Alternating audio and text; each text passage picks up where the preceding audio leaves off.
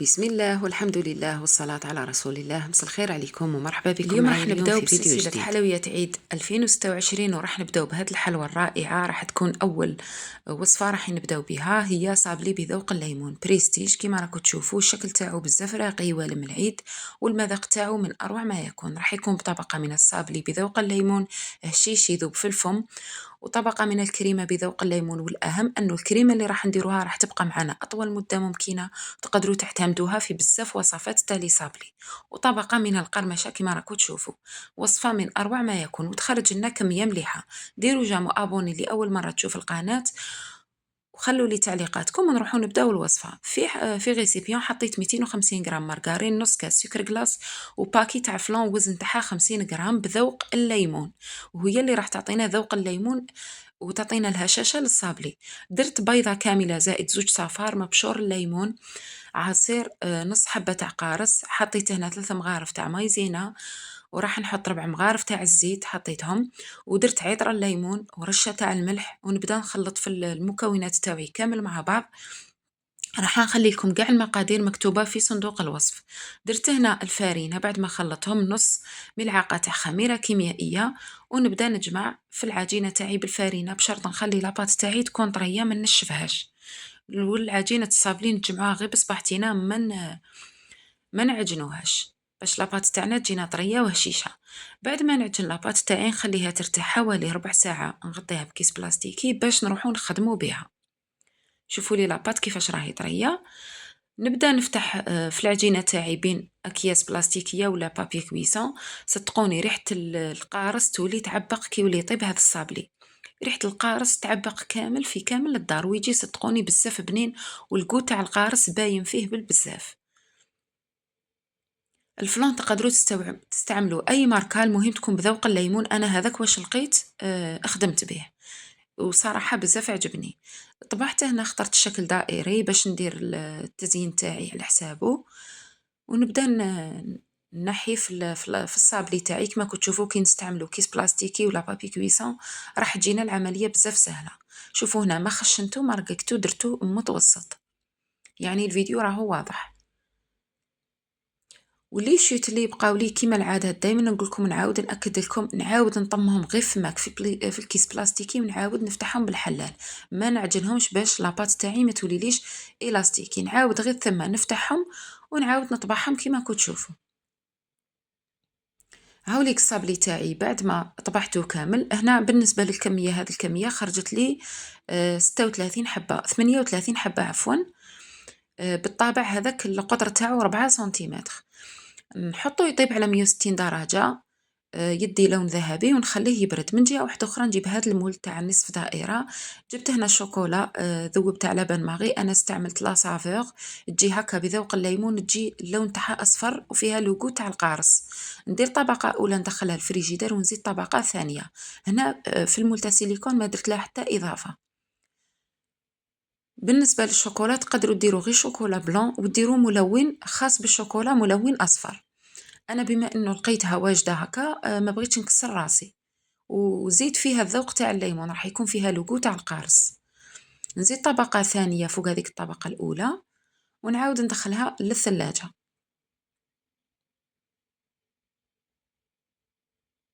هنا قلنا الشوكولا ما زدنا لها حتى إضافات. هنا بعد ما درت زوج طبقات، هنا راح نستعمل الكرانشي بذوق الليمون. تقدروا تستعملوا عفوا. راهم يتباعوا انواع عديده من لي باتاتا ختيني. كاين باتاتا ختيني بالفويتين، كاين اللي تجي هكاك وحدها بذوق الليمون، وكاين هذا الكرانشي، وكاين ثاني الكراكونافا، انا استعملت هذا تاع غوستو. كاين ثاني اللي تجي بالكنافه. يعني تقدروا تستعملوا اي نوعيه تفضلوها. نحطوهم على جهه ونروحوا للكريمه تاعنا. هذه الكريمه تقدروا تعتمدوها في كامل الوصفات تاع الصابلي تاعكم، وتقدروا تبدعوا في الاذواق نتاعها. كنت درتها لكم ديجا من قبل، تبقى شوفوا قد ما تطول ما راح تفسد، ما راح يصرى لها والو. جبت هنا 250 غرام مارغرين او بلين. أه تقدروا تستعملوا مارغرين واحده اخرى بشرط الا استعملتوا نوعيه تاع مارغرين واحده اخرى زيدوا لها 3 مغارف نتاع لا بودر الشانتيي. انا هنا بما انه استعملت اوبلين راح تعطيني نتيجه هايله. ذوبت من جهه واحده اخرى 250 غرام شوكولاته بيضاء، وخليتها تبرد، ضروري تخلوها تبرد. ما ديروهاش وهي سخونه باش ما تذوبلناش المارغرين تاعنا. طلعت بالباتور، شوفوا غير نزيدوا لها الشوكولا، شوفوا لي كيفاش يضاعف الحجم تاعها وتولي لنا خفيفه. هنا تقدروا تستعملوا شوكولا نوار ولا تخلوها شوكولا بيضاء، هنا راهي بذوق لافاني. دوك كيما انا يا اما نخليها هكا فاني يا اما نكهها بذوق الليمون. تقدروا تنكهوا بذوق الفراز، تقدروا تنكهوا بالكراميل، ولا تقدروا في بلاصه شوكولا بلان ديروا كراميل. برك الكراميل تاعكم يكون شويه حاكم روحه. وشوفوا لي الكريمه تاعي اللي تحصلت عليها، صدقوني تجي بزاف بنينه. وكاين بعض الاخوات بديجا بداو يخدموا فيها كمشروع ناجح، ما تفسدش تبقى مدة طويلة. عمرتها في ان بوش ونبدا نلصق في الصابلي تاعي كيما راكو تشوف. بعد ما طاب وخليته برد تماما، شوفوا لي اللون اللي داه لون ذهبي. نغلق كل حبة مع حبة. وهذه الكريمة يعني راح اديلكم هذه الكمية وتبقى لكم منها كمية. انا درت كمية كبيرة بس كنستعملها في وصفات اخرى.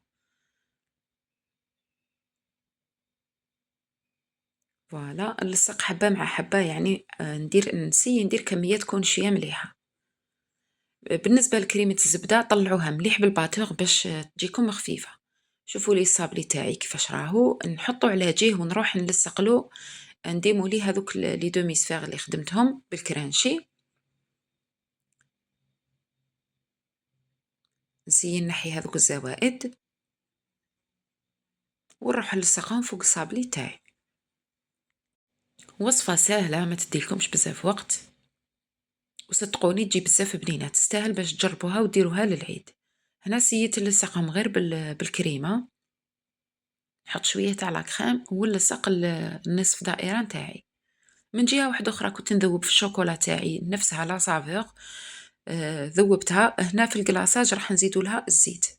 أنا زدت لها حوالي في 250 غرام ندير 2 مغارف ونص تاع الزيت. هنا بعد ما كملت قاع الصابلي تاعي نروح نكلاصيه. قلت لكم تقدروا تستعملوا شوكولا بلان وتزيدوا لها ملون اصفر خاص بالشوكولا.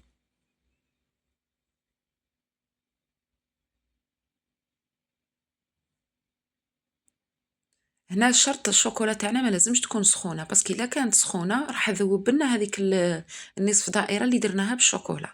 اسمها ماذا بينا الشوكولا تاعنا تكون بردت باش نروحو نكلاصو بها.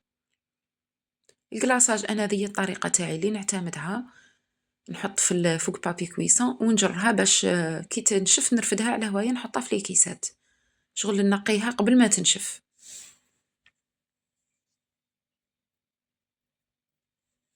نكمل قاع الكميه اللي عندي، وهذيك الشوكولا اللي تبقى في بابي كويسون نحيها بطبيعه الحال باش نكمل باقي الكميه.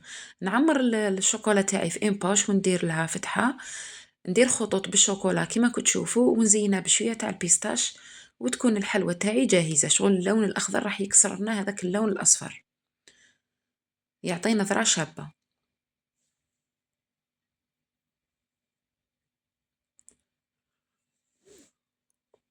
ما تنساوش ديروا جيم اللي ما لحقت حتى لهنا لا فيديو مازال ما دارتش جيم دير جيم، واللي ماهيش مابونيات دير ابوني. مازال سلسله تاع الحلويات هذا وين بدينا، يعني راح ندير لكم وصفات بزاف شابين. فضلت نبدا لكم بالانتعاش بذوق الليمون ومن بعد نروحوا للسلسله الجايه ان شاء الله. شوفوا هنا بعد ما كملتو خليته نشف، وكان هذا هو الشكل النهائي تاعو كما راكم تشوفوا. كانت هذه لا فيديو تاعنا تاع نهار اليوم. ما تنساوش تخلوا جيم وتعليقاتكم باش تشجعوني نزيد لكم وصفات اكثر، ومع السلامه في فيديو واحد اخر ان شاء الله.